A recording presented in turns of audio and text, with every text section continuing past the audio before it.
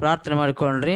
ಪರಿಶುದ್ಧ ಸ್ಥಾನದಲ್ಲಿ ವಾಸ ಮಾಡುವಂಥ ನಮ್ಮ ದೇವ, ನಿಮಗೆ ಸ್ತೋತ್ರ ಸ್ವಾಮಿ, ಸ್ತೋತ್ರ ದೇವ. ನಿನ್ನ ಮಕ್ಕಳಾಗಿರುವಂತಹ ನಾವು ಇಷ್ಟರವರೆಗೆ ಸ್ವಾಮಿ ನಿಮ್ಮನ್ನು ಸ್ತುತಿಸಿ ಕೊಂಡಾಡಿದ್ದೇವೆ. ಈಗಲಾದರೂ ಸ್ವಾಮಿ ನಿಮ್ಮ ವಾಕ್ಯವನ್ನು ತಿಳಿದುಕೊಳ್ಳುವಂತಹ ಭಾಗ್ಯವನ್ನು, ನಮ್ಮ ಆತ್ಮಗಳನ್ನು ರಕ್ಷಿಸಿಕೊಳ್ಳುವಂತಹ ಭಾಗ್ಯವನ್ನು ಕೊಟ್ಟಿದ್ದಕ್ಕಾಗಿ ಸ್ತೋತ್ರ ಸ್ವಾಮಿ. ಈ ಒಂದು ವಾಕ್ಯವನ್ನು ತಿಳಿದುಕೊಂಡು ಅರ್ಥ ಮಾಡಿಕೊಂಡು ನಿಮ್ಮ ವಾಕ್ಯದ ಪ್ರಕಾರ ಬದುಕಲು, ನಮ್ಮ ಬದುಕುಗಳನ್ನು ಸರಿಪಡಿಸಿಕೊಳ್ಳಲು ಸಹಾಯ ಮಾಡೆಂದು ನಮ್ಮ ಪ್ರಭು ನಮ್ಮ ರಕ್ಷಕನೂ ಆಗಿರುವಂಥ ಯೇಸು ಪರಿಶುದ್ಧ ನಾಮದಲ್ಲಿ ಪ್ರಾರ್ಥಿಸುವೆನು ತಂದೆಯೇ, ಆಮೇನ್. ಪ್ರೀತಿಯ ನನ್ನ ಸಹೋದರ ಸಹೋದರಿಯರೇ, ದಯಮಾಡಿ ಇಷ್ಟರವರೆಗೆ ನಾವು ದೇವರ ವಾಕ್ಯವನ್ನು ದೇವರನ್ನು ಸ್ತುತಿಸಿದ್ದೀವಿ ಮತ್ತು ದೇವರ ವಾಕ್ಯವನ್ನು ಕೇಳುವಂಥ ಅವಕಾಶವನ್ನು ನಾವು ಇವತ್ತು ತಂದುಕೊಂಡಿದ್ದೀವಿ. ಆದ ಕಾರಣ ಪ್ರಿಯರೇ, ಎಲ್ಲರೂ ನಾವು ನಿಶಬ್ದವಾದ ರೀತಿಯಲ್ಲಿ ಕುಳಿತುಕೊಳ್ಳುವುದಾದರೆ ನಾವು ದೇವರ ವಾಕ್ಯವನ್ನು ಕೇಳಬಹುದು. ದೇವರ ಮೂಲಕವಾಗಿ ನಾವು ರಕ್ಷಣೆಯನ್ನು ಹೊಂದಿ ನಾವು ದೇವರಿರುವಂಥ ಲೋಕವನ್ನು ಸೇರುವಂಥ ಅವಕಾಶವನ್ನು ಕೂಡ ನಾವು ತಂದುಕೊಳ್ಬಹುದು. ಸಹೋದರ ಸಹೋದರಿಯರೇ, ಇವತ್ತು ನಾವು ತಿಳ್ಕೊಳ್ಬೇಕಾಗಿರುವಂಥ ಪಾಠವು ಕ್ರಿಸ್ತ ಯೇಸುವಿಗಿರುವಂಥ ಮನಸ್ಸು ನಿಮ್ಮಲ್ಲಿಯೂ ಇರಲಿ, ಆದರೆ ಆ ಮನಸ್ಸು ಎಂಥ ಮನಸ್ಸು ಅನ್ನುವಂಥ ವಿಷಯವನ್ನು ನಾವು ಆಲೋಚನೆ ಮಾಡೋಣ್ರಿ. ಭೂಮಿ ಮೇಲೆ ಅನೇಕ ಮಂದಿಯ ಮನಸ್ಸುಗಳನ್ನು ಅರಿತುಕೊಂಡಿರುವಂಥ ನಾವು ಅನೇಕ ಮಂದಿ ಮನುಷ್ಯರ ಮನಸ್ಸುಗಳನ್ನು ತಿಳಿದುಕೊಂಡಿರುವಂಥ ನಾವು ನಮ್ಮ ಪ್ರಭುವಾಗಿರುವಂಥ ಯೇಸು ಸ್ವಾಮಿಯವರ ಮನಸ್ಸನ್ನು ನಾವು ತಿಳಿದುಕೊಳ್ಳಲು ಏನಾದರೂ ಪ್ರಯಾಸ ಪಡ್ತೀವಿ ನಮ್ಮ ಅಂತಂದರೆ ಪ್ರಯಾಸ ಪಡಬೇಕು. ಆ ಯೇಸು ಕ್ರಿಸ್ತನ ಮನಸ್ಸನ್ನು ನಾವು ತಿಳಿದುಕೊಂಡ ನಂತರ ನಮ್ಮ ಮನಸ್ಸು ಯೇಸು ಕ್ರಿಸ್ತನ ಮನಸ್ಸಿನಂತೆ ಇದೆಯೋ ಇಲ್ಲವೋ ಎಂದು ನಾವು ಅರ್ಥ ಮಾಡಿಕೊಂಡು ಆ ಸ್ವಾಮಿಯವರ ಮನಸ್ಸಿನಂತೆ ನಮ್ಮ ಮನಸ್ಸನ್ನು ಬದಲಾಯಿಸಿಕೊಳ್ಳಲು ನಾವು ಆ ದೇವರಲ್ಲಿ ಯಾವಾಗಲೂ ಪ್ರಾರ್ಥನೆ ಮಾಡಿ ಆ ದೇವರ ಮೂಲಕವಾಗಿ ನಾವು ಅಂಥ ಒಂದು ಮನಸ್ಸನ್ನು ತಂದುಕೊಳ್ಳಬೇಕು ಅನ್ನುವಂಥ ಆಲೋಚನೆಯಲ್ಲಿ ಇವತ್ತು ನಾವು ಪ್ರಯಾಸ ಪಡೋಣ್ರಿ. ಭೂಮಿ ಮೇಲೆ ಮನುಷ್ಯನು ಒಂದು ಪ್ರಾಣಿಯ ಮನಸ್ಸನ್ನು ಗೊತ್ತು ಮಾಡಿಕೊಂಡಿರುವನು, ಒಂದು ಪಕ್ಷಿಯ ಮನಸ್ಸನ್ನು ಗೊತ್ತು ಮಾಡಿಕೊಂಡಿರುವನು, ಒಂದು ಕರಡಿಯ ಮನಸ್ಸನ್ನು ಗೊತ್ತು ಮಾಡಿಕೊಂಡಿರುವನು. ಅದರಂತೆ ಭೂಮಿ ಮೇಲೆ ಎಷ್ಟೋ ಜೀವ ಜಂತುಗಳ ಮನಸ್ಸನ್ನು ಮನುಷ್ಯನು ಗೊತ್ತು ಮಾಡಿಕೊಂಡಿರುವನು, ಅವುಗಳ ಮನಸ್ಸನ್ನು ತಿಳಿದುಕೊಂಡಿರುವನು. ಆದರೆ ದೇವರ ಮನಸ್ಸನ್ನು ತಿಳಿದುಕೊಂಡು ದೇವರ ಮನಸ್ಸಿನಂತೆ ನಮ್ಮ ಮನಸ್ಸನ್ನು ಮಾರ್ಪಡಿಸಿಕೊಳ್ಳಬೇಕು ಅನ್ನುವಂಥ ಮನಸ್ಸು ಬರಬೇಕು ಅಂತಂದರೆ ದೇವರ ಮನಸ್ಸನ್ನು ನಾವು ತಿಳ್ಕೊಳ್ಬೇಕು, ದೇವರ ಮನಸ್ಸನ್ನು ಆಲೋಚನೆ ಮಾಡಬೇಕು. ಆತನ ಮನಸ್ಸು ಎಂಥ ಮನಸ್ಸು. ಫಿಲಿಪ್ಪಿಯವರಿಗೆ ಬರೆದ ಪತ್ರಿಕೆಯಲ್ಲಿ ನಾವು ನೋಡೋಣ್ರಿ. ಫಿಲಿಪ್ಪಿಯವರಿಗೆ ಬರೆದ ಪತ್ರಿಕೆ 2ನೇ ಅಧ್ಯಾಯ, ಭಕ್ತನಾಗಿರುವಂಥ ಪೌಲನು ಫಿಲಿಪ್ಪಿಯವರಿಗೆ ಬರೆದ ಪತ್ರಿಕೆ 2ನೇ ಅಧ್ಯಾಯ 5ನೇ ವಚನವನ್ನು ಓದಿಕೊಳ್ಳ್ರಿ. 5ನೇ ವಚನ, ಕ್ರಿಸ್ತ ಯೇಸುವಿನಲ್ಲಿದ್ದಂಥ ಮನಸ್ಸು ನಿಮ್ಮಲ್ಲಿಯೂ ಕೂಡ ಇರಬೇಕು. ಪ್ರಿಯರೇ, ಯೇಸು ಕ್ರಿಸ್ತನ ಮನಸ್ಸಿನಂತೆ ನಮ್ಮ ಮನಸ್ಸು ಕೂಡ ಇರಬೇಕು. ಆದರೆ ಆತನ ಮನಸ್ಸು ಎಂಥ ಮನಸ್ಸು ಅಂತಂದರೆ ಭೂಲೋಕದಲ್ಲಿ ಯಾವ ಮನುಷ್ಯನೂ ಕೂಡ ಆತನ ಮನಸ್ಸಿನಂತೆ ಇರುವಂಥ ಯಾವ ಮನುಷ್ಯನೂ ಇಲ್ಲ. ಈ ಭೂಮಿ ಮೇಲಿರುವಂಥ ಪ್ರತಿಯೊಬ್ಬ ಮನುಷ್ಯನನ್ನ ತನ್ನ ಮನಸ್ಸನ್ನು ಮಾರ್ಪಡಿಸಿಕೊಳ್ಳುವುದಕ್ಕೋಸ್ಕರ, ಪಾಪಿಗಳನ್ನು ರಕ್ಷಿಸಿಕೊಳ್ಳುವುದಕ್ಕೋಸ್ಕರ ತನ್ನ ಪ್ರಾಣವನ್ನು ಕೊಡುವಂಥ ಮನಸ್ಸು ದೇವರ ಮನಸ್ಸು. ಶತ್ರುಗಳಿಗೋಸ್ಕರ ತನ್ನ ಪ್ರಾಣವನ್ನು ಕೊಡುವಂತಹ ಮನಸ್ಸು ಯೇಸು ಕ್ರಿಸ್ತನ ಮನಸ್ಸು. ದುಷ್ಟರ ಮನಸ್ಸನ್ನು ಮಾರ್ಪಡಿಸುವುದಕ್ಕೋಸ್ಕರ ತನ್ನ ಪ್ರಾಣವನ್ನು ಕೊಡುವಂತಹ ಮನಸ್ಸು ಯೇಸು ಕ್ರಿಸ್ತನ ಮನಸ್ಸು. ಪ್ರಿಯರೇ, ಬಹಳಷ್ಟು ಮಂದಿ ಮಾತಾಡುವರು ಏನ್ರಿ, ಕುಷ್ಠರಿಗೆ ಕುಷ್ಠರೋಗಿಗಳನ್ನು ಸ್ವಸ್ಥ ಮಾಡಿದ ಆತನು, ಕುಂಟರಿಗೆ ಕಾಲು ಕೊಟ್ಟ ಆತನು, ಕುರುಡರಿಗೆ ಕಣ್ಣು ಕೊಟ್ಟ ಆತನು, ಸತ್ತವರನ್ನ ಬದುಕಿಸಿರುವ ಆತನು, ತನ್ನನ್ನು ತಾನು ರಕ್ಷಿಸಿಕೊಳ್ಳಲಾರದೆ ಹೋಗಿರುವ ಈತನು ಏನು ದೇವರ್ರೀ ಎಂದು ಬಹಳಷ್ಟು ಮಂದಿ ಮಾತನಾಡಿಕೊಳ್ಳುವರು ಸಹೋದರ ಸಹೋದರಿಯರೇ. ಆದರೆ ತನ್ನ ಪ್ರಾಣವನ್ನ ರಕ್ಷಿಸಿಕೊಳ್ಳುವುದಕ್ಕೋಸ್ಕರವಾಗಿ ಮತ್ತೊಬ್ಬನ ಪ್ರಾಣವನ್ನು ತೆಗೆದವನು ರಕ್ಷಕನಾಗುವುದಕ್ಕೆ ಸಾಧ್ಯವಿಲ್ಲ. ತನ್ನ ಪ್ರಾಣವನ್ನ ದೊರಕಿಸಿಕೊಳ್ಳುವುದಕ್ಕೋಸ್ಕರ, ತನ್ನ ಪ್ರಾಣವನ್ನು ಕಾಪಾಡಿಕೊಳ್ಳುವುದಕ್ಕೋಸ್ಕರ ಮತ್ತೊಬ್ಬರ ಪ್ರಾಣವನ್ನು ತೆಗೆದವನು ನರಹಂತಕನಾಗುವನೇ ಹೊರತು ರಕ್ಷಕನಾಗುವುದಕ್ಕೆ ಸಾಧ್ಯವಿಲ್ಲ.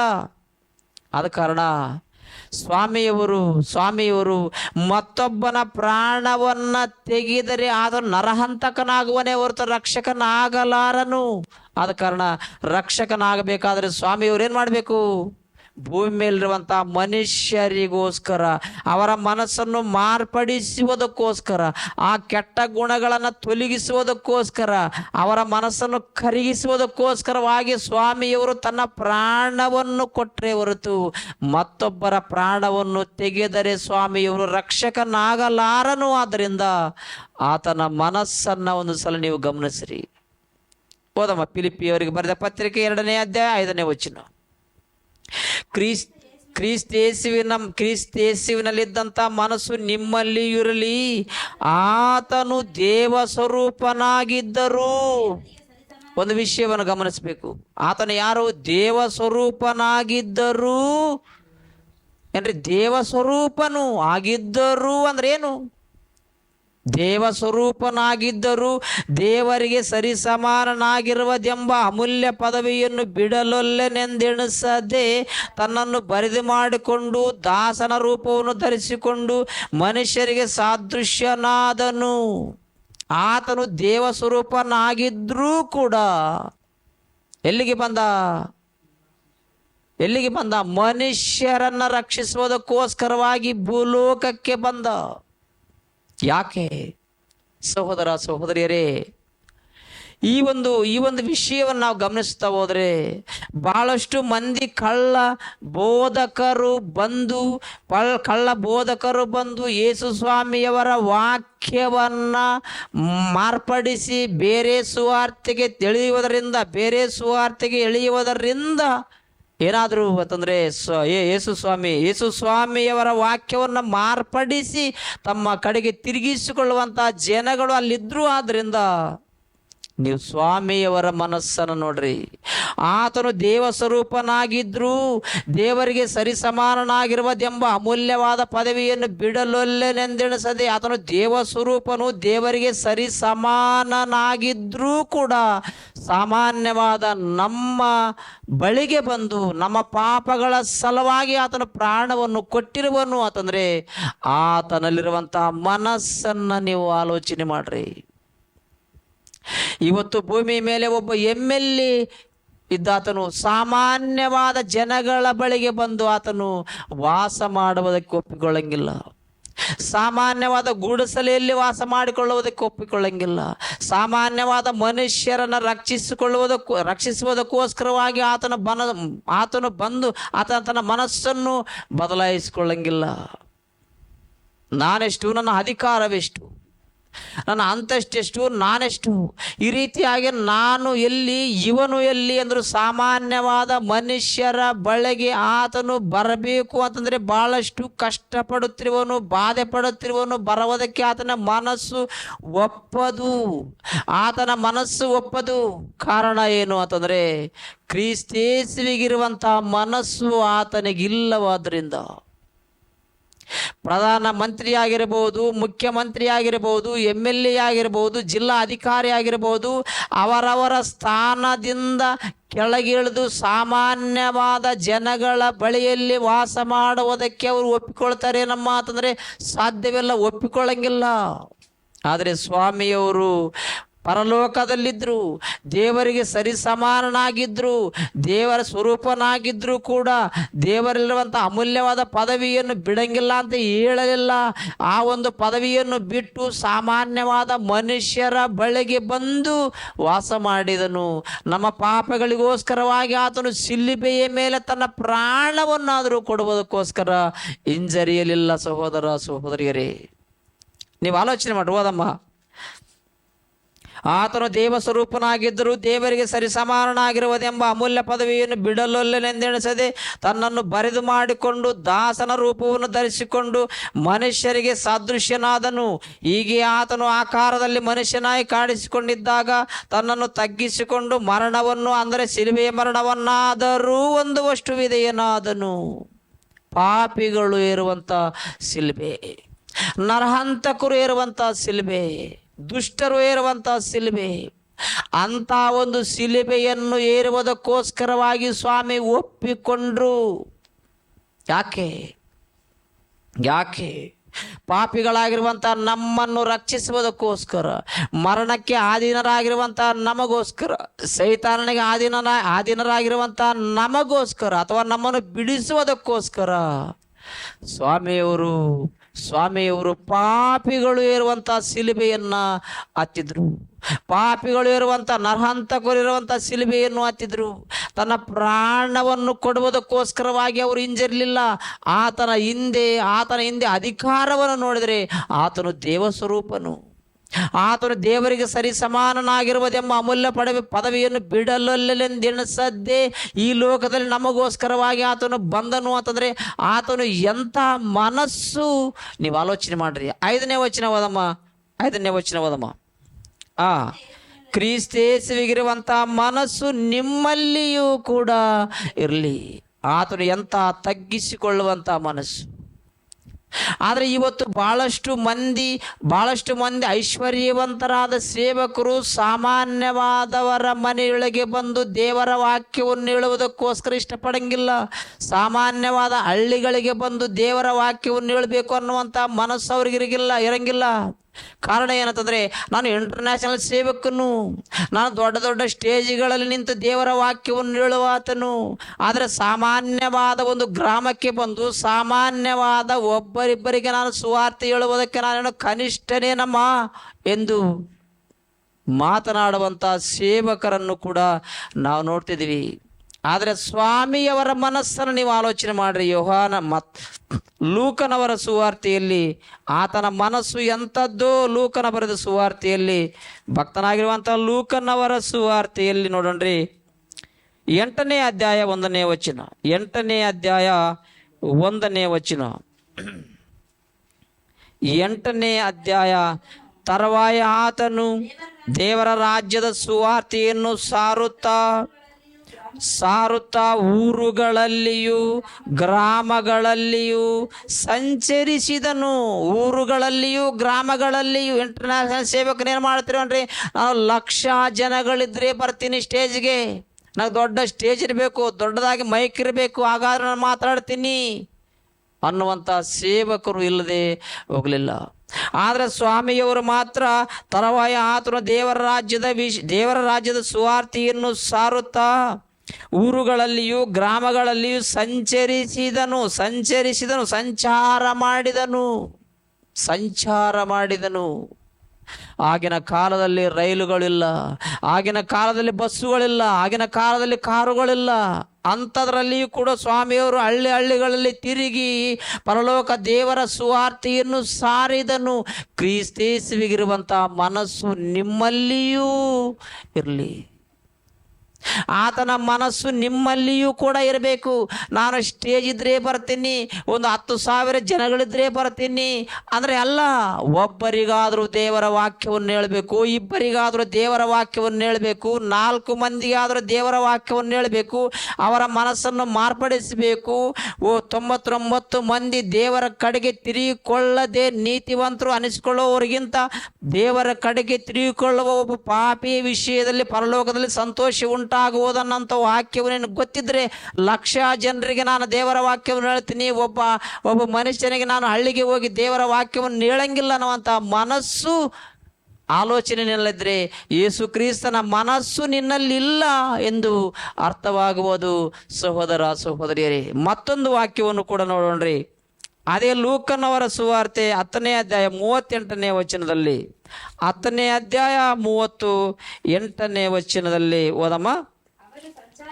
ಅವರು ಸಂಚಾರ ಮಾಡುತ್ತಾ ಆತನು ಒಂದಾನೊಂದು ಹಳ್ಳಿಗೆ ಬಂದನು. ಸಂಚಾರ ಮಾಡುತ್ತಾ ಒಂದಾನೊಂದು ಹಳ್ಳಿಗೆ ಬಂದನು. ಓದಮ್ಮ. ಅಲ್ಲಿ ಮಾರ್ತಳೆಂಬ ಒಬ್ಬ ಸ್ತ್ರೀ ಆತನನ್ನು ತನ್ನ ಮನೆಯಲ್ಲಿ ಇಳಿಸಿಕೊಂಡಳು. ಆಕೆಗೆ ಮರಿಯಳೆಂಬ ಒಬ್ಬ ತಂಗಿ ಇದ್ದಳು. ಮಾರ್ತಳೆಗೆ ಒಬ್ಬ ಮರಿಯಳೆಂಬ ತಂಗಿ ಇದ್ದಳು. ಆದರೆ ಒಂದಾನೊಂದು ಕಾಲದಲ್ಲಿ ಆತನು ಸಂಚಾರ ಮಾಡುತ್ತಿರುವಾಗ ಒಂದು ಹಳ್ಳಿಯಲ್ಲಿ ಮಾರ್ತಳು ಅನ್ನುವಂಥವಳು ಸಿಕ್ಕಿದರೆ ಆ ಮಾರ್ತಳು ಕೇಳಿದಳು, ಅಯ್ಯ ನಮ್ಮ ಮನೆಗೆ ಬಾ ಅಂತೇಳಿ ಕರೆದುಕೊಂಡು ಹೋದಳು. ಆ ಮನೆಗೆ ಹೋದ ನಂತರ ಮಾರ್ತಳಿಗೆ ಒಬ್ಬ ತಂಗಿ ಇದ್ದಳು. ಆಕೆ ಹೆಸರು ಮರಿಯಳು. ಆಕೆಯು ಸ್ವಾಮಿಯ ಪಾದಗಳ ಬಳಿಯಲ್ಲಿ ಕೂತುಕೊಂಡು ಆತನ ವಾಕ್ಯವನ್ನು ಕೇಳುತ್ತಿದ್ದಳು. ಒಬ್ಬರಿಗೆ ಆದರೂ ಕೂಡ ಸ್ವಾಮಿಯವರು ದೇವರ ವಾಕ್ಯವನ್ನು ಹೇಳಬೇಕು ಅನ್ನುವಂಥ ಆಸಕ್ತಿ ಸ್ವಾಮಿಯವರಿಗಿರುವುದೇ ಹೊರತು, ನಾನು ಸುಮಾರು ಜನಗಳಿದ್ರೇ ದೇವರ ವಾಕ್ಯವನ್ನು ಹೇಳ್ತೀನಿ, ಇಲ್ಲದೆ ಹೋದ್ರೆ ನಾನು ದೇವರ ವಾಕ್ಯವನ್ನು ಹೇಳಂಗಿಲ್ಲ ಅಂತೇಳಿ ಸ್ವಾಮಿಯವರ ಮನಸ್ಸು ಇಲ್ಲ. ಆದರೆ ಕ್ರಿಸ್ತೇಸುವಿಗಿರುವಂಥ ಮನಸ್ಸು ನಿಮ್ಮಲ್ಲಿಯೂ ಕೂಡ ಇರಲಿ. ಕ್ರಿಸ್ತೇಸುವಿಗಿರುವಂಥ ಮನಸ್ಸು ನಿಮ್ಮಲ್ಲಿಯೂ ಕೂಡ ಇರಲಿ. ಒಬ್ಬ ಮನುಷ್ಯನನ್ನು ಮಾರ್ಪಡಿಸುವುದಕ್ಕೋಸ್ಕರವಾಗಿ ನೀನು ಕಾಲು ನಡಿಗೆಯಿಂದಾದರೂ ಹೋಗಬೇಕು. ಅಲ್ಲಿ ಮಳೆ ಬಂದರೂ ಕೂಡ ಹೋಗಬೇಕು, ಬಿಸಿಲು ಇದ್ದರೂ ಕೂಡ ಹೋಗಬೇಕು, ಏನಾದರೂ ಕೂಡ ಸತ್ರೆ ಸರಿ.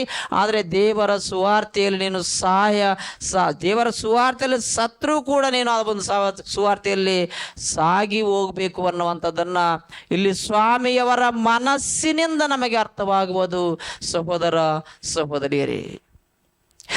ಹಳ್ಳಿಗೂ ಗ್ರಾಮಗಳಿಗೂ ಬಂದು ಒಬ್ಬರಿದ್ದರೂ ಕೂಡ ಇಬ್ಬರಿದ್ದರೂ ಕೂಡ ಅವರು ದೇವರ ವಾಕ್ಯವನ್ನು ತಿಳಿಸಲು ಹೋಗುತ್ತಿರುವರು ಅಂತಂದರೆ ಸ್ವಾಮಿಯವರು ಮಾತನಾಡಿರುವಂಥ ಮಾತು ಇಲ್ಲಿ ನಾವು ಗಮನಿಸಬೇಕು. ಅದೇ ಮಾರ್ಕನವರ ಸುವಾರ್ತೆ 4ನೇ ಅಧ್ಯಾಯ 43ನೇ ವಚನವನ್ನು ಓದಿಕೊಂಡು, 4ನೇ ಅಧ್ಯಾಯ ಮಾರ್ಕನವರ ಸುವಾರ್ತೆ 43ನೇ ವಚನ. 4ನೇ ಅಧ್ಯಾಯ ಮಾರ್ಕನವರ ಸುವಾರ್ತೆ 1ನೇ ಅಧ್ಯಾಯ 38ನೇ ವಚನ. ತಪ್ಪಾಗಿದೆ. 1ನೇ ಅಧ್ಯಾಯ 38ನೇ ವಚನ. ಮಾರ್ಕನವರ ಸುವಾರ್ತೆ 1ನೇ ಅಧ್ಯಾಯ 38ನೇ ವಚನ. ಓದಮ್ಮ. 38ನೇ ವಚನ. ಅವರಿಗೆ ನಾವು ಸಮೀಪದಲ್ಲಿರುವ ಬೇರೆ ಊರುಗಳಿಗೆ ಹೋಗೋಣ, ಅಲ್ಲಿಯೂ ನಾನು ಸುವಾರ್ತೆಯನ್ನು ಸಾರಬೇಕು. ಬೇರೆ ಗ್ರಾಮಗಳಿಗೆ ಬೇರೆ ಊರುಗಳಿಗೆ ನಾವು ಸುವಾರ್ತೆಯನ್ನು ಸಾರುವುದಕ್ಕೆ ಹೋಗೋಣ, ಅಲ್ಲಿಯೂ ನಾನು ಸುವಾರ್ತೆಯನ್ನು ಸಾರಬೇಕು. ಅದರಿಂದಾಗಿ ನಾನು ಹೊರಟು ಬಂದಿದ್ದೇನೆ. ಅದಕ್ಕೋಸ್ಕರವಾಗಿ ನಾನು ಪರಲೋಕದಿಂದ ಭೂಲೋಕಕ್ಕೆ ಬಂದು ಸಾಮಾನ್ಯವಾದ ಮನುಷ್ಯನ ಆಕಾರವನ್ನು ಧರಿಸಿಕೊಂಡಿರುವೆನು ಎಂದು ಸ್ವಾಮಿಯವರು ಮಾತಾಡಿದರು. ಆದರೆ ಕ್ರಿಸ್ತೇಸುವಿಗಿರುವಂಥ ಮನಸ್ಸು ನಿಮ್ಮಲ್ಲಿಯೂ ಕೂಡ ಇರಲಿ. ಕ್ರಿಸ್ತೇಸುವಿಗಿರುವಂಥ ಮನಸ್ಸು ನಿಮ್ಮಲ್ಲಿಯೂ ಇರಲಿ. ನಾನು ಯಾವುದಾದ್ರೂ ಒಂದು ಪಟ್ಟಣಕ್ಕೆ ಬರ್ತೀನಿ, ಅಲ್ಲಿ ಸಾವಿರಾರು ಜನಗಳು ಇರಬೇಕು, ಲೈಟಿಂಗ್ ಇರಬೇಕು, ದೊಡ್ಡ ಸೌಂಡ್ ಇರಬೇಕು, ಲಾಡ್ಜ್ ಇರಬೇಕು, ನನಗೆ ಬೇಕಾಗಿರುವಂಥ ಆಹಾರವನ್ನು ಕೊಡಬೇಕು, ಹೋಗುತ್ತಿರುವಾಗ 1 ಲಕ್ಷ ರೂಪಾಯಿ ಕಾಣಿಕೆ ಕೊಡಬೇಕು ಅನ್ನುವಂಥ ಕಳ್ಳ ಬೋಧಕರ ವಿಷಯವಾಗಿ ನಾವು ಆಲೋಚನೆ ಮಾಡಿ ನಮ್ಮ ಪ್ರಭುವಾಗಿರುವಂಥ ಸ್ವಾಮಿಯವರ ವಿಷಯವಾಗಿ ಆಲೋಚನೆ ಮಾಡ್ತಾ ಹೋದರೆ ಕ್ರಿಸ್ತೇಸುವಿನಲ್ಲಿರುವಂಥ ಮನಸ್ಸು ನಿಮ್ಮಲ್ಲಿದ್ದರೆ ನೀವು ಹಳ್ಳಿಗೆ ಹೋಗ್ರಿ, ಸಾಮಾನ್ಯವಾದ ಒಂದು ಗ್ರಾಮಕ್ಕೆ ಹೋಗ್ರಿ, ಸಾಮಾನ್ಯವಾದ ಗ್ರಾಮದಲ್ಲಿ ಸುವಾರ್ತೆಯನ್ನು ಸಾರಿರಿ. ಇಲ್ಲದೆ ಹೋದರೆ ನಿಜವಾಗಲು ನೀವು ಕ್ರಿಸ್ತೇಸುವಿನಲ್ಲಿರುವಂಥ ಮನಸ್ಸು ನಿಮ್ಮಲ್ಲಿದೆಯೋ ಇಲ್ಲವೋ ಅನ್ನುವಂಥ ವಿಷಯವನ್ನು ಕೂಡ ನೀವು ಆಲೋಚನೆ ಮಾಡಿರಿ. ತಗ್ಗಿಸಿಕೊಳ್ಳುವಂಥ ಮನಸ್ಸು ನಿಮ್ಮಲ್ಲಿದೆಯೋ ಇಲ್ಲವೋ ನೀವು ಆಲೋಚನೆ ಮಾಡಿರಿ. ಪರಲೋಕದಿಂದ ಭೂಲೋಕಕ್ಕೆ ಬಂದು ಪರಲೋಕದಲ್ಲಿ ದೇವರಿಗೆ ಸರಿಸಮಾನನಾಗಿರುವಂಥ ಯೇಸು ಸ್ವಾಮಿ, ದೇವ ಸ್ವರೂಪನಾಗಿರುವಂಥ ಯೇಸು ಸ್ವಾಮಿ ಸಾಮಾನ್ಯವಾದ ಮನುಷ್ಯರಾದ ನಮ್ಮ ಆಕಾರದಲ್ಲಿ ಬಂದು ನಮ್ಮ ಗ್ರಾಮಗಳಲ್ಲಿ ಬಂದು ನಮ್ಮಲ್ಲೇ ಕುಳಿತುಕೊಂಡು ನಮ್ಮಲ್ಲೇ ಆಹಾರವನ್ನು ತಿಂದು ನಮಗೆ ಸುವಾರ್ತೆಯನ್ನು ಸಾರಿದನು ಅಂತಂದರೆ, ಒಂದು ವೇಳೆ ಇವತ್ತು ಎಷ್ಟೋ ಮಂದಿ ದೊಡ್ಡ ದೊಡ್ಡ ಸೇವಕರು ಲಕ್ಷಾಂತರ ಜನಗಳಿಗೆ ದೇವರ ವಾಕ್ಯವನ್ನು ಹೇಳುವಂಥವರು, ದೊಡ್ಡ ದೊಡ್ಡ ಸ್ಟೇಜಿನ ಮೇಲೆ ಪ್ರಕಟಿಸುವಂಥವರು ವಿಷಯವಾಗಿ ನಾವು ಗಮನಿಸುತ್ತಾ ಹೋದರೆ, ನಿನಗೆ ಯೇಸು ಕ್ರಿಸ್ತನ ಮನಸ್ಸಿನಂತೆ ನಿನ್ನ ಮನಸ್ಸು ಇರುವುದೋ ಇಲ್ಲವೋ ಒಂದು ಸಲ ನೀನು ಆಲೋಚನೆ ಮಾಡು ಸಹೋದರ ಸಹೋದರಿಯರೇ. ಆದರೆ ಆತನ ಮನಸ್ಸಿನಂತೆ ನಮ್ಮ ಮನಸ್ಸು ಕೂಡ ಇರಬೇಕು. ಅಂಥ ಮನಸ್ಸನ್ನು ಹೊಂದಿರುವ ಒಬ್ಬ ಭಕ್ತನ ವಿಷಯವಾಗಿ ನಾವು ಆಲೋಚನೆ ಮಾಡೋಣ್ರಿ. ಗಲಾತ್ಯಯವರಿಗೆ ಬರೆದ ಪತ್ರಿಕೆ 4ನೇ ಅಧ್ಯಾಯದಲ್ಲಿ, ಗಲಾತ್ಯಯವರಿಗೆ ಬರೆದ ಪತ್ರಿಕೆ 4ನೇ ಅಧ್ಯಾಯ 4ನೇ ವಚನವನ್ನು 4ನೇ ಅಧ್ಯಾಯ 10ನೇ ವಚನ 4ನೇ ಅಧ್ಯಾಯ 10ನೇ ವಚನ. ನೀವು ಆಯಾ ದಿನಗಳನ್ನು, ಮಾಸಗಳನ್ನು, ಉತ್ಸವ ಕಾಲಗಳನ್ನು, ಸಂವತ್ಸರಗಳನ್ನು ನಿಷ್ಠೆಯಿಂದ ಆಚರಿಸುತ್ತೀರಿ. ನಿಷ್ಠಾವಂತರು ನೀವು. ಏನ್ರಿ, ಆದಿವಾರ ಬಂದರೆ ಸಾಕು ನಿಷ್ಠಾವಂತರಾಗಿ ಸ್ನಾನ ಮಾಡೋದು, ಏನಮ್ಮ ಬೈಬಲು ತಕ್ಕೊಳ್ಳೋದು, ಬೈಬಲ್ನಲ್ಲಿರುವಂಥ ಧೂಳನ್ನು ಬಟ್ಟೆಯಿಂದ ಒರೆಸೋದು, ಅನಂತರ ಚರ್ಚಿಗೆ ಹೋಗೋದು, ಮುಚ್ಚಿಟ್ಟು ಅಲ್ಲಿ ಮಲಗಿ ಬರೋದಷ್ಟೇ. ಆದರೆ ನಿಷ್ಠಾವಂತರು, ಹಬ್ಬ ಮಾಡುವುದರಲ್ಲಿ ನಿಷ್ಠಾವಂತರು, ಗುಡ್ ಫ್ರೈಡೆ ಹಬ್ಬ ಮಾಡುವುದರಲ್ಲಿ ನಿಷ್ಠಾವಂತರು, ಆ ದಿನಗಳಲ್ಲಿ ಉಪವಾಸ ಮಾಡುವುದರಲ್ಲಿ ನಿಷ್ಠಾವಂತರು, ಏನಮ್ಮ ಕ್ರಿಸ್ಮಸ್ ಹಬ್ಬ ಮಾಡುವುದರಲ್ಲಿಯೂ ಕೂಡ ನಿಷ್ಠಾವಂತರು. ಆದರೆ ನಿಷ್ಠೆಯಿಂದ ಆಚರಿಸುತ್ತೀರಿ, ನಿಷ್ಠೆಯಿಂದ ಆಚರಿಸುತ್ತೀರಿ. ನಾನು ನಿಮಗೋಸ್ಕರ ಪ್ರಯಾಸ ಪಟ್ಟದ್ದು ನಿಷ್ಫಲವಾಯಿತೋ ಏನೋ ಎಂದು ನಿಮ್ಮ ವಿಷಯದಲ್ಲಿ ಭಯಪಡುತ್ತೇನೆ ಎಂದು ಭಕ್ತನಾಗಿರುವಂಥ ಪೌಲನವರು ಮಾತಾಡಿದರು. ನಿಮ್ಮ ವಿಷಯದಲ್ಲಿ ನಾನು ಭಯಪಡ್ತೀನಿ, ನಿಮ್ಮ ವಿಷಯದಲ್ಲಿ ನಾನು ಭಯಪಡ್ತೀನಿ. ಯಾಕೆ? ನಾನು ಎಷ್ಟೋ ವರ್ಷಗಳಿಂದ ಗಲಾತ್ಯ ಸಂಘದಲ್ಲಿ ಸುವಾರ್ತೆಯನ್ನು ಮಾಡಿ ಸಂಘವನ್ನು ಸ್ಥಾಪಿಸಿ ನಾನು ಯೇಸು ಕ್ರಿಸ್ತನ ವಾಕ್ಯವನ್ನು ಇಲ್ಲಿ ನಿಮ್ಮೆಲ್ಲರಿಗೂ ತಿಳಿಸಿದ ನಂತರ ತಿರುಗಿ ನಾನು ಬೇರೆ ಗ್ರಾಮಗಳಿಗೆ ಸುವಾರ್ತೆಯನ್ನು ಸಾರುವುದಕ್ಕೋಸ್ಕರವಾಗಿ ಹೋದರೆ ಬೇರೆ ಕಳ್ಳ ಸುವಾರ್ತಿಕರು ಬಂದು ನಿಮ್ಮನ್ನು ಮೋಸ ಮಾಡಿ ಯೇಸು ಕ್ರಿಸ್ತನ ಸುವಾರ್ತೆಯನ್ನು ನಂಬುವುದು ಅಸಾಧ್ಯ. ಮೋಶೆ ಮೂಲಕವಾಗಿ ಬಂದಿರುವಂಥ ದೇವರ ವಾಕ್ಯ ಧರ್ಮಶಾಸ್ತ್ರವನ್ನು ನಾವು ನಂಬಬೇಕು, ಸುನ್ನತಿಯನ್ನು ಮಾಡಿಸಿಕೊಳ್ಬೇಕು, ಇಲ್ಲದೇ ಹೋದರೆ ನಾವು ದೇವರಿರುವಂಥ ಲೋಕವನ್ನು ಸೇರುವುದಕ್ಕೆ ಸಾಧ್ಯವಿಲ್ಲ ಎಂದು ಕಳ್ಳ ಸುವಾರ್ತಿಕರು ಯೇಸು ಕ್ರಿಸ್ತನ ನಂಬಬಾರದು ಅಂತೇಳಿ ಹೇಳಿದಾಗ ಭಾಳಷ್ಟು ಮಂದಿ ಪೌಲನ ಸುವಾರ್ತೆಯನ್ನು ಬಿಟ್ಟು, ಪೌಲನು ಹೇಳಿರುವಂಥ ವಾಕ್ಯವನ್ನು ಬಿಟ್ಟು ಕಳ್ಳರು ಹೇಳಿರುವಂಥ ಸುವಾರ್ತೆಯನ್ನು ಕೇಳಿ ಅವರ ಕಡೆಗೆ ತಿರುಗಿಕೊಂಡಿರುವುದರಿಂದ ಈ ಭಕ್ತನಾಗಿರುವಂಥ ಪೌಲನವರು ಮಾತಾಡಿದರು, ನಾನು ನಿಮಗೋಸ್ಕರ ಪ್ರಯಾಸ ಪಟ್ಟದ್ದು ನಿಷ್ಫಲವಾಯಿತೋ ಏನೋ ಎಂದು ನಿಮ್ಮ ವಿಷಯದಲ್ಲಿ ಭಯಪಡುತ್ತೇನೆ ಅಂದನು. ಭಯ, ಭಕ್ತನಾಗಿರುವಂಥ ಪೌಲನರಿಗೆ ಭಯ. ಸಹೋದರ ಸಹೋದರಿಯರೇ, ಗಲಾತ್ಯಯವರಿಗೆ ಬರೆದ ಪತ್ರಿಕೆ 1ನೇ ಅಧ್ಯಾಯದಲ್ಲಿ 6ನೇ ವಚನ, 1ನೇ ಅಧ್ಯಾಯ 6ನೇ ವಚನದಲ್ಲಿ, ಕ್ರಿಸ್ತನ ಕೃಪೆಯಿಂದ ನಿಮ್ಮನ್ನು ಕರೆದಾತನನ್ನು ನೀವು ಇಷ್ಟು ಬೇಗನೆ ಬಿಟ್ಟು ಬೇರೆ ಸುವಾರ್ತೆಯನ್ನು ಹಿಡಿದಿರುವುದಕ್ಕೆ ಆಶ್ಚರ್ಯ ಪಡುತ್ತೇನೆ. ಕ್ರಿಸ್ತನ ಕೃಪೆಯಿಂದ ನಿಮ್ಮನ್ನು ಕರೆದಿರುವಂಥ ಪೌಲನಾಗಿರುವಂಥ ನನ್ನನ್ನು ಬಿಟ್ಟು ನೀವು ಬೇರೆಯವರು ಹೇಳಿರುವಂಥ ಸುವಾರ್ತೆಗೆ ಅಷ್ಟು ವಿಪರೀತ, ಅಷ್ಟು ಫಾಸ್ಟಾಗಿ ನೀವು ಹೋಗಿರುವುದನ್ನು ನಾನು ನೋಡಿದರೆ ನಿಜವಾಗಲೂ ನನಗೆ ಆಶ್ಚರ್ಯವಾಗುವುದು ಎಂದು ಭಕ್ತನಾಗಿರುವಂಥ ಪೌಲನವರು ಮಾತಾಡಿದರು. ಆದರೆ ಆತನಿಗಿದೆ ಪ್ರಯಾಸ, ಆತನಿಗಿದೆ ಬಾಧೆ, ಆತನಿಗಿದೆ ಭಯ. ಯಾರಿಗೆ? ಭಕ್ತನಾಗಿರುವಂಥ ಪೌಲನವರಿಗೆ. ಕ್ರಿಸ್ತೇಸುವಿನಲ್ಲಿದ್ದಂಥ ಮನಸ್ಸು ನಿಮ್ಮಲ್ಲಿಯೂ ಕೂಡ ಇರಬೇಕು. ಅಂದರೆ ಭಕ್ತನಾಗಿರುವಂಥ ಪೌಲನವರಲ್ಲಿ ಯೇಸು ಕ್ರಿಸ್ತನ ಮನಸ್ಸು ಕಾಣಿಸುವುದು. ಆತನು ಯಾರಿಗೋಸ್ಕರವಾಗಿ ಭಯಪಡುತ್ತಿರುವನು, ಯಾರಿಗೋಸ್ಕರವಾಗಿ ಭಕ್ತನಾಗಿರುವಂಥ ಪೌಲನು ಭಯಪಡುತ್ತಿರುವನು ಅಂತಂದರೆ, ನಾವು ದೇವರ ವಾಕ್ಯವನ್ನು ಕೇಳಿದ ನಂತರ ತಪ್ಪಿ ಹೋಗ್ತೀವಿ ಅನ್ನುವಂಥ ಆಲೋಚನೆಯಲ್ಲಿ ಭಕ್ತನಾಗಿರುವಂಥ ಪೌಲನವರು ಭಯಪಟ್ಟರು. ಆತನ ದೆವ್ವಗಳನ್ನು ನೋಡಿ ಭಯಪಡಲಿಲ್ಲ, ಆತನ ಸಂಸಾರವು ಹಾಳಾಗುವುದಂತೇಳಿ ಭಯಪಡಲಿಲ್ಲ, ಆತನ ಹೊಲಗದ್ದೆಗಳು ಹಾಳಾಗುವು ಅಂತೇಳಿ ಭಯಪಡಲಿಲ್ಲ.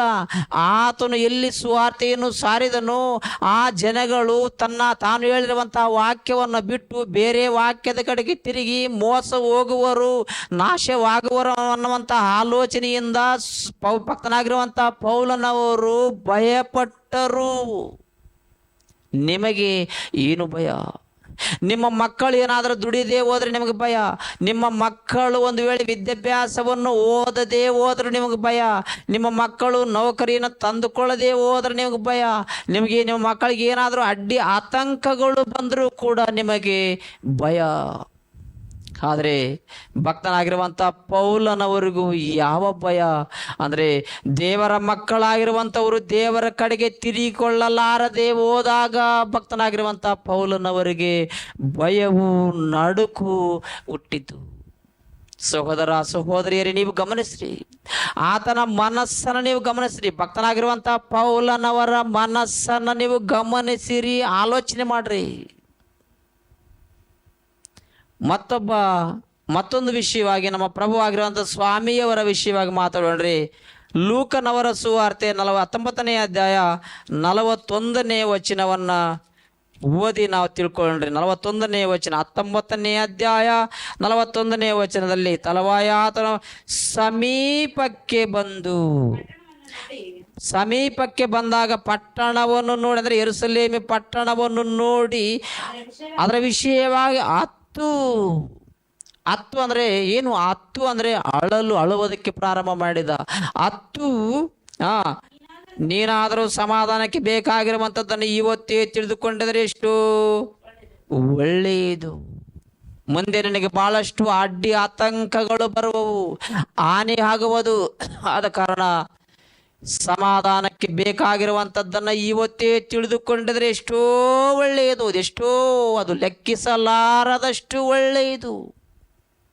ಬೆಳ್ಳಿ ಬಂಗಾರಕ್ಕಿಂತಲೂ ಒಳ್ಳೆಯದು, ವಜ್ರ ವೈಢೂರ್ಯಗಳಿಗಿಂತಲೂ ಒಳ್ಳೆಯದು, ಈ ಲೋಕದಲ್ಲಿ ಆಸ್ತಿ ಅಂತಸ್ತಿಗಿಂತಲೂ ಒಳ್ಳೆಯದು, ಈ ಲೋಕದಲ್ಲಿ ಎಲ್ಲದರಿಗಿಂತಲೂ ಒಳ್ಳೆಯದು ಸಮಾಧಾನಕ್ಕೆ ಬೇಕಾಗಿರುವಂಥದ್ದನ್ನು ನೀನು ಇವತ್ತೇ ತಿಳ್ಕೊಳ್ಬೇಕಾಗಿತ್ತು ಎಂದು ಸ್ವಾಮಿಯವರು ಅಳಲು ಪ್ರಾರಂಭ ಮಾಡಿದರು. ಸ್ವಾಮಿಯವರು ನೋಡ್ರಿ, ಈ ಜನಗಳು ಏನಾಗುವರೋ ಎಂದು ಸ್ವಾಮಿಯವರು ಆಲೋಚನೆ ಮಾಡಿದರು. ಸಹೋದರ ಸಹೋದರಿಯರೇ, ದೇವರ ವಾಕ್ಯವನ್ನು ತಿಳಿದುಕೊಂಡಿರುವಂಥ ನಮಗೂ ಕೂಡ ಈ ಲೋಕದಲ್ಲಿ ಅನೇಕ ಮಂದಿ ಯೇಸು ಸ್ವಾಮಿಯವರನ್ನು ತಿಳಿದುಕೊಳ್ಳಲಾರದೆ ಹೋದವರನ್ನು ನಾವು ನೋಡಿದಾಗ ನಮಗೂ ಕೂಡ ಭಯವಾಗುವುದು. ನಿಜವಾದ ದೇವರ ವಾಕ್ಯವನ್ನು ಸಾರುವಂಥ ನಮಗಾದರೆ ಭಯವಾಗುವುದು. ಈ ಲೋಕದಲ್ಲಿ ಅನೇಕ ಮಂದಿ ನಾಶನ ಮಾರ್ಗವನ್ನು ಹಿಡಿದಿರುವರು, ನಾಶನಕ್ಕೆ ಹೋಗುವರು. ಆದ್ದರಿಂದ ಈ ಜನಗಳ ವಿಷಯವಾಗಿ ನಾವು ಏನು ಮಾಡಬೇಕು ಎಂದು ದೇವರ ವಾಕ್ಯವನ್ನು ನಿಜವಾಗಿ ಆಲೋಚನೆ ಮಾಡಿ ಸಾರುವ ಆತನಿಗೆ ಭಯ ಉಂಟಾಗುವುದು. ಸಹೋದರ ಸಹೋದರಿಯರೇ, ಕ್ರಿಸ್ತೇಸುವಿಗಿರುವಂಥ ಮನಸ್ಸು ನಿಮ್ಮಲ್ಲಿಯೂ ಇರಲಿ. ಒಂದು ವೇಳೆ ಇಲ್ಲದೆ ಹೋದರೆ ಏನಾಗುವುದು? ಒಂದು ಸಲ ನೀವು ಗಮನಿಸಿರಿ ಸಹೋದರ ಸಹೋದರಿಯರೇ. ಕ್ರಿಸ್ತೇಸುವಿಗಿರುವಂಥ ಮನಸ್ಸು ನಿಮ್ಮಲ್ಲಿಯೂ ಕೂಡ ಇರಬೇಕು. ಇಬ್ರಿಯರಿಗೆ ಬರೆದ ಪತ್ರಿಕೆಯಲ್ಲಿ 2ನೇ ಅಧ್ಯಾಯ, ಇಬ್ರಿಯರಿಗೆ ಬರೆದ ಪತ್ರಿಕೆ 2ನೇ ಅಧ್ಯಾಯ 14ನೇ ವಚನವನ್ನು ಓದಿ ನಾವು ಮತ್ತಿಷ್ಟು ಓದಮ್ಮ. ಇದಲ್ಲದೆ ಮಕ್ಕಳು ರಕ್ತ ಮಾಂಸಧಾರಿಗಳಾಗಿರುವುದರಿಂದ ಆತನು ಅವರಂತೆಯೇ ಆದನು. ಮಕ್ಕಳು ರಕ್ತ ಮಾಂಸಧಾರಿಗಳಾಗಿರುವುದರಿಂದ ಯೇಸು ಸ್ವಾಮಿಯವರು ಅವರಂತೆಯೇ ಆದನು. ಯಾಕೆ ನಮ್ಮಂತೆ ಆತನು ಆಕಾರವನ್ನು ಯಾಕೆ ಧರಿಸಿಕೊಳ್ಬೇಕು? ನಮ್ಮಂತೆ ರಕ್ತ ಸಂಬಂಧವಾದ ಶರೀರವನ್ನು ಯಾಕೆ ಧರಿಸಿಕೊಳ್ಬೇಕು ಅಂತಂದರೆ, ಆತನು ಅವರಂತೆ ಆದನು. ತನ್ನ ಮರಣದಿಂದಲೇ ಮರಣಾಧಿಕಾರಿಯನ್ನು, ಅಂದರೆ ಸೈತಾನನನ್ನು ಅಡಗಿಸಿ ಬಿಡುವುದಕ್ಕೂ ಮರಣ ಭಯದ ದೆಸೆಯಿಂದ ತಮ್ಮ ಜೀವಮಾನದಲ್ಲೆಲ್ಲ ದಾಸತ್ವದೊಳಗಿದ್ದವರನ್ನು ಬಿಡಿಸುವುದಕ್ಕೂ ಅವರಂತೆ ರಕ್ತ ಮಾಂಸಧಾರಿಯಾದನು.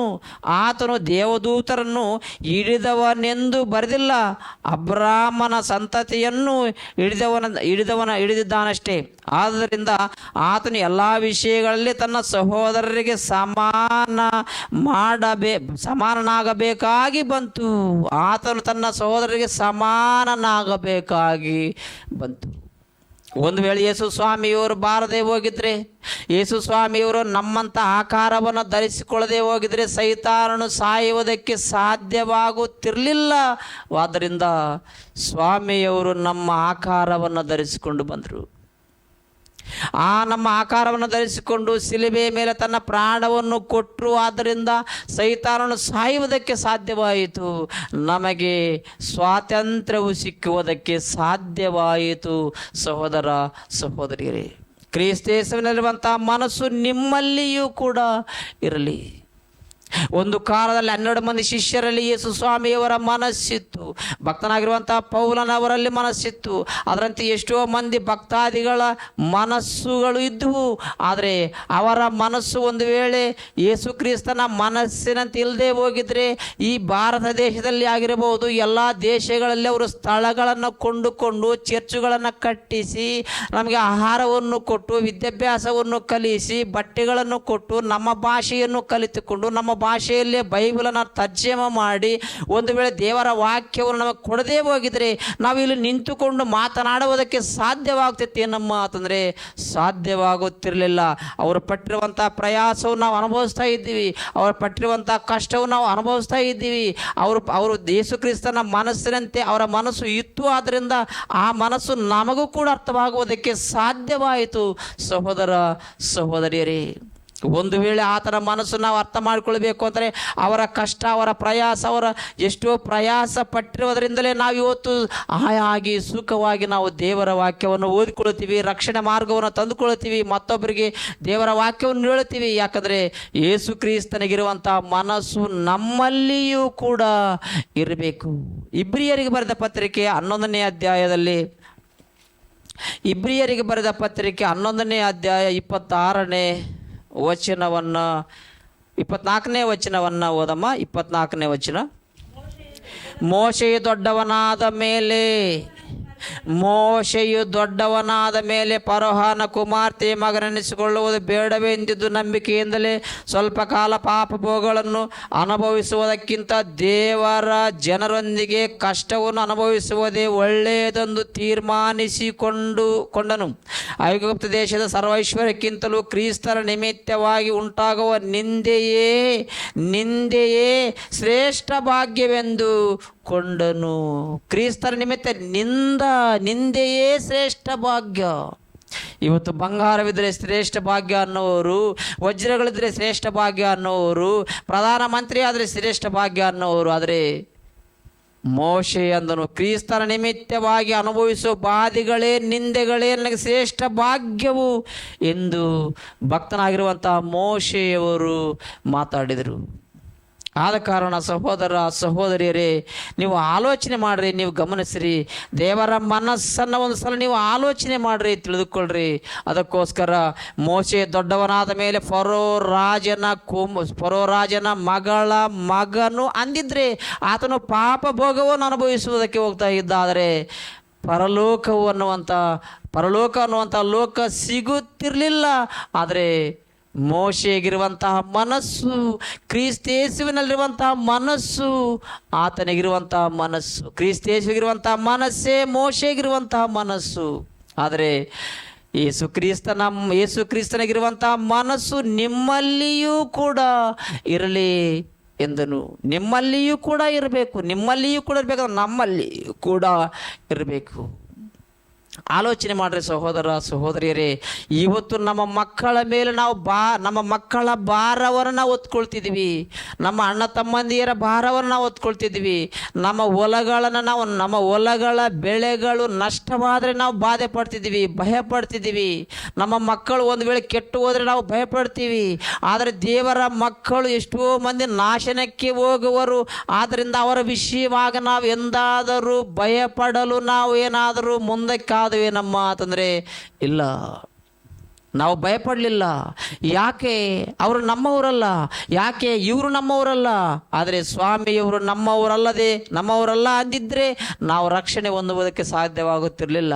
ಒಂದು ವೇಳೆ ವಿದೇಶದಿಂದ ಈ ದೇಶಕ್ಕೆ ಬಂದಿರುವವರು ಇವರೆಲ್ಲರೂ ನಮ್ಮ ದೇಶದವರಲ್ಲ, ನಮ್ಮವರಲ್ಲ ಅಂದಿದ್ದರೆ ನಾವು ರಕ್ಷಣೆ ಹೊಂದುವುದಕ್ಕೆ ಸಾಧ್ಯವಾಗುತ್ತಿರಲಿಲ್ಲ. ಆದ ಕಾರಣ ಯಾರಾದರೂ ಏನು ಎಲ್ಲರೂ ಯೇಸು ಕ್ರಿಸ್ತನ ಮಾರ್ಗವನ್ನು ಬಿಟ್ಟು ತಪ್ಪಿ ಹೋಗಿರುವಂಥವರು. ಆದರೆ ನಮ್ಮಲ್ಲಿ ಕ್ರಿಸ್ತ ಯೇಸುವಿಗಿರುವಂಥ ಮನಸ್ಸು ನಮ್ಮಲ್ಲಿ ಇದ್ದರೆ ನಾವು ದೇವರ ವಾಕ್ಯವನ್ನು ಅವರಿಗೆ ಸಾರೋಣ್ರಿ. ಅವರ ಮನಸ್ಸುಗಳನ್ನು ಅವರ ಮನಸ್ಸನ್ನು ಮಾರ್ಪಡಿಸಿಕೊಳ್ಳುವಂತೆ ಅವರನ್ನು ಮಾಡೋಣ್ರಿ. ಆ ರೀತಿಯಾಗಿ ಮಾಡಿದಾಗ ನಾವು ಕ್ರಿಸ್ತ ಯೇಸುವಿನಲ್ಲಿರುವಂಥ ಮನಸ್ಸು ನಮ್ಮಲ್ಲಿಯೂ ಕೂಡ ಇದೆ ಅಂತೇಳಿ ನಾವು ದೃಢವಾಗಿ ಹೇಳಬಹುದು. ಸಹೋದರ ಸಹೋದರಿಯರೇ, ಕೊರಿಂಥಿಯವರಿಗೆ ಬರೆದ ಮೊದಲನೇ ಪತ್ರಿಕೆ 9ನೇ ಅಧ್ಯಾಯ 16ನೇ ವಚನವನ್ನು ನೋಡೋಣ. 9ನೇ ಅಧ್ಯಾಯ 16ನೇ ವಚನ ಓದಮ್ಮ. ನಾನು ಸುವಾರ್ತೆಯನ್ನು ಸಾರಿದರೂ ಹೊಗಳಿಕೊಳ್ಳುವುದಕ್ಕೆ ನನಗೇನು ಆಸ್ಪದವಿಲ್ಲ. ಇಲ್ಲಿ ಭಕ್ತನಾಗಿರುವಂಥ ಪೌಲನವರು ಮಾತಾಡಿದರು, ನಾನು ಸುವಾರ್ತೆಯನ್ನು ಸಾರಿದರೂ ಕೂಡ ಹೊಗಳಿಕೊಳ್ಳುವುದಕ್ಕೆ ನನಗೇನು ಆಸ್ಪದವಿಲ್ಲ. ಏನ್ರಿ, ನಾನು ಭಾಳಷ್ಟು ಗ್ರಾಮಗಳಿಗೆ ನಾನು ಸುವಾರ್ತೆಯನ್ನು ಸಾರ್ತಿದ್ದೀನಿ, ನಾನಂದರೆ ಏನು ಅಂದ್ಕೊಂಡಿದ್ದೀರಿ ಅಂತೇಳಿ ಮತ್ತೊಬ್ಬರಲ್ಲಿ ನಿನ್ನ ವಿಷಯವಾಗಿ ತೋರಿಸಿಕೊಳ್ಳುವುದು ದೇವರ ದೃಷ್ಟಿಯಲ್ಲಿ ಅಸಹ್ಯಕರವಾಗಿರುವಂಥ ಮಾತು. ಇಲ್ಲಿ ಭಕ್ತನು ಮಾತನಾಡುತ್ತಿರುವನು, ನಾನು ಸುವಾರ್ತೆಯನ್ನು ಸಾರಿದರೂ ಹೊಗಳಿಕೊಳ್ಳುವುದಕ್ಕೆ ನನಗೇನು ಆಸ್ಪದವಿಲ್ಲ, ದಾರಿ ಇಲ್ಲ, ಸಾರಲೇಬೇಕೆಂಬ ನಿರ್ಬಂಧವು ನನಗುಂಟು.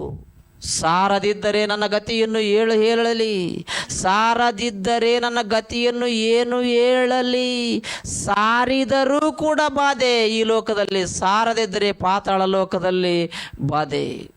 ಅದಕ್ಕೋಸ್ಕರ ಭಕ್ತನಾಗಿರುವಂಥ ಪೌಲನವರು ಹೇಳಿದರು, ನಾನು ಸಾರಲೇಬೇಕು. ನನಗೆ ಕೆಲಸ ಇತ್ತು ಅಂದರೂ ಕೂಡ ದೇವರು ಒಪ್ಪಂಗಿಲ್ಲ. ನನಗೆ ಹೊಲ ಗದ್ದೆಗಳು ಇದ್ದವು ಅಂದರೆ ದೇವರು ಒಪ್ಪಂಗಿಲ್ಲ. ನಾನು ಉದ್ಯೋಗ ಮಾಡುವವನು ಅಂದರೆ ದೇವರು ಒಪ್ಪಂಗಿಲ್ಲ. ನನಗೆ ಮಕ್ಕಳಿದ್ರು ಅಂದರೆ ದೇವರು ಒಪ್ಪಂಗಿಲ್ಲ. ನೀನು ಏನು ಮಾಡುತ್ತಲಿದ್ದೀಯೋ ಅದೆಲ್ಲವನ್ನ ಬಿಟ್ಟು ಬಿಡು, ಆದರೆ ದೇವರ ವಾಕ್ಯವನ್ನು ಸಾರು. ಅನುಕೂಲವಾದ ಕಾಲದಲ್ಲಿಯೂ ಅನುಕೂಲವಿಲ್ಲದ ಕಾಲದಲ್ಲಿಯೂ ದೇವರ ವಾಕ್ಯವನ್ನು ಸಾರಬೇಕು. ಸಾರಂಗಿಲ್ಲ ಅಂತಂದರೆ ನಾನು ಏನು ಹೇಳಲಿ, ಸುವಾರ್ತೆಯನ್ನು ಸಾರದಿದ್ದರೆ ನನ್ನ ಗತಿಯನ್ನು ಏನು ಹೇಳಲಿ ಎಂದು ಭಕ್ತನಾಗಿರುವಂಥ ಪೌಲನವರು ಮಾತಾಡಿದರು. ಸುವಾರ್ತೆಯನ್ನು ಸಾರದಿದ್ದರೆ ನನ್ನ ಗತಿಯನ್ನು ಏನು ಹೇಳಲಿ. ಸಾರಿದರೂ ಕೂಡ ಈ ಲೋಕದಲ್ಲಿ ಬಾಧೆಗಳು, ಸಾರದೇ ಇದ್ದರೂ ಆ ಲೋಕದಲ್ಲಿ ಬಾಧೆಗಳು. ಈ ಎರಡರ ನಡುವೆಯಲ್ಲಿ ಭಕ್ತನಾಗಿರುವಂಥ ಪೌಲನು ಸಿಕ್ಕಿಕೊಂಡಿರುವನು. ನಮ್ಮಂಥ ಸಾಮಾನ್ಯರು ಕೂಡ ಸಿಕ್ಕಿಕೊಂಡಿದ್ದೀವಿ. ಆದರೆ ಏನಾದರೂ ಕೂಡ ಏನೇ ಆಗಲಿ, ಒಂದು ಮಾತ್ರ ಸತ್ಯ, ದೇವರ ವಾಕ್ಯವನ್ನು ಸಾರಬೇಕು. ಕೆಲವರಿಗಾದರೂ ದೇವರ ಮನಸ್ಸನ್ನು ತಿಳಿಪಡಿಸಬೇಕು. ನಮ್ಮಲ್ಲಿಯೂ ಕೂಡ ದೇವರ ಮನಸ್ಸನ್ನು ತಂದುಕೊಳ್ಬೇಕು. ಮತ್ತೊಬ್ಬರ ಮನಸ್ಸಿನಲ್ಲಿಯೂ ಕೂಡ ದೇವರ ಮನಸ್ಸನ್ನು ಹುಟ್ಟಿಸಬೇಕು. ಹಾಗೆ ಹುಟ್ಟಿಸುತ್ತಾ ನಾವು ಈ ಲೋಕದಲ್ಲಿ ಬಾಳುವ ದಿನಮಾನಗಳೆಲ್ಲವೂ ಬಾಳಿದರೆ ದೇವರಿರುವಂಥ ಲೋಕವನ್ನು ಸೇರ್ತೀವಿ. ಆ ಲೋಕವನ್ನು ಸೇರುವುದಕ್ಕೋಸ್ಕರವಾಗಿ ನಮ್ಮ ಮನಸ್ಸುಗಳನ್ನು ಮಾರ್ಪಡಿಸಿಕೊಳ್ಳ್ರಿ, ಪ್ರಾರ್ಥನೆ ಮಾಡಿಕೊಳ್ಳ್ರಿ. ಪರಿಶುದ್ಧನಾದ ದೇವ, ನಿಮಗೆ ಸ್ತೋತ್ರ ಸ್ವಾಮಿ. ಕಳೆದಿರುವಂಥ ದಿನಮಾನಗಳಿಂದಲೂ ಸ್ವಾಮಿ ನಮ್ಮನ್ನು ಕಾಪಾಡಿದ್ದೀರಿ, ಕರುಣಿಸಿದ್ದೀರಿ. ಈಗಲಾದರೂ ಸ್ವಾಮಿ ನನ್ನ ಮಕ್ಕಳಾಗಿರುವಂಥ ನಾವು ಇಷ್ಟದವರೆಗೆ ನಿಮ್ಮನ್ನು ಸ್ತುತಿಸಿ ಕೊಂಡಾಡಿರುವಂಥದ್ದು ಮಾತ್ರವಲ್ಲದೆ ದೇವ, ನಮ್ಮ ಆತ್ಮಕ್ಕೆ ಬೇಕಾಗಿರುವಂಥ ವಾಕ್ಯವನ್ನು ತಿಳ್ಕೊಂಡಿದ್ದೀವಿ. ಆ ಮಾತುಗಳ ಪ್ರಕಾರ ಬದುಕಲು ನಮ್ಮೆಲ್ಲರಿಗೂ ಸಹಾಯ ಮಾಡಿರಿ. ಕರ್ತನೆ, ಸಭೆಯಾಗಿ ನಿಮ್ಮ ಮಾತುಗಳನ್ನು ಕೇಳಿರುವಂಥ ನನ್ನ ಮಕ್ಕಳನ್ನು ಆಶೀರ್ವದಿಸಿರಿ, ಬಲಪಡಿಸಿರಿ. ದೇವ, ಮುಂದೆ ಈ ವಿಡಿಯೋ ಮೂಲಕವೂ ಕೂಡ ನಿಮ್ಮ ವಾಕ್ಯವನ್ನು ಕೇಳುವಂಥ ನನ್ನ ಮಕ್ಕಳನ್ನು ಕೂಡ ಆಶೀರ್ವದಿಸಿರಿ, ಬಲಪಡಿಸಿರಿ. ನಮ್ಮ ಪ್ರಭು, ನಮ್ಮ ರಕ್ಷಕನೂ ಆಗಿರುವಂಥ ಯೇಸು ಪರಿಶುದ್ಧ ನಾಮದಲ್ಲಿ ಪ್ರಾರ್ಥಿಸುವೆನು ತಂದೆಯೇ, ಆಮೆನ್.